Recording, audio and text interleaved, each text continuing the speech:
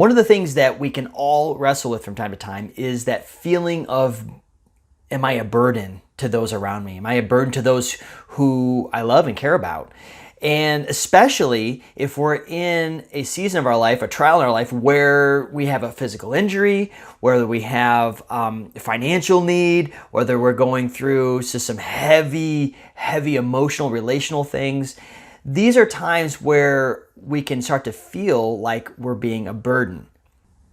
So how can we really overcome feeling like a burden? Because that's not a pleasant feeling. Well, let's start with this. Let's define what we're talking about here as far as being a burden. Okay, here's how I view it.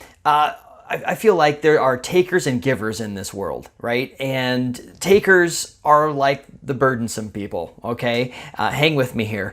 And these takers, you know when you come across them because you leave that conversation feeling just so very drained. And it's like they never have anything to give. They only take. And that is what they're doing. That's what they're characterized by. And I'm going to use that key word there, characterized by that.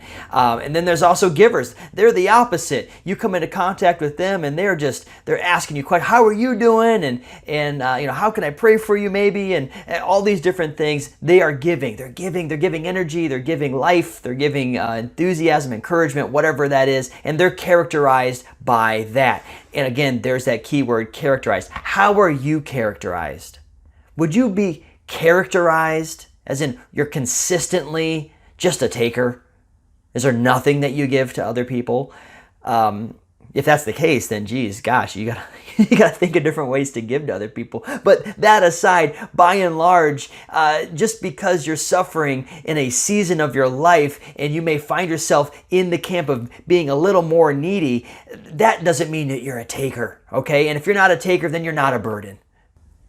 Now, when it comes to taking a look at what the Bible has to say about this topic of overcoming feeling like a burden, we need to understand what our identity is in the body of Christ. Read what 1 Corinthians chapter 12, verse 24 to 26 says. It says, God has put the body, the church, God has put the body together, giving greater honor to the parts that lacked, so that there should be no division in the body, but that its parts should have equal concern for one another. If one part suffers, every part suffers with it. If one part is honored, every part rejoices with it. Did you get that? If not, back it up and listen to that again, because that's huge. Here's what this is saying. It's God's design for us to minister to one another. When one of us is hurting, the body's supposed to come together and be there for each other. That's not a burden.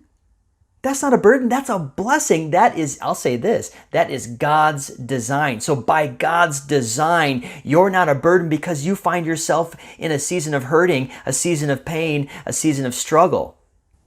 So if you find yourself in that place being a little more needy because you're suffering, look, that's part of God's design for the body to take care of itself, to take care of one another, that we would take care of one another. And you might be the one that's going to take care of somebody else in ways that you didn't even know that God is wanting to use you.